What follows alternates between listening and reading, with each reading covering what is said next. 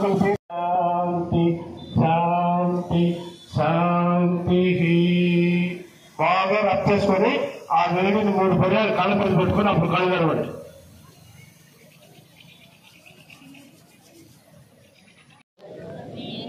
ప్రతి దినము యోగ సాధన చేసి కుటుంబ సాంఘిక విష్ణు గురు దేవో మహేశ్వర గురు సాక్షాత్ పరబ్రహ్మ తస్మై శ్రీ గురవే నమః.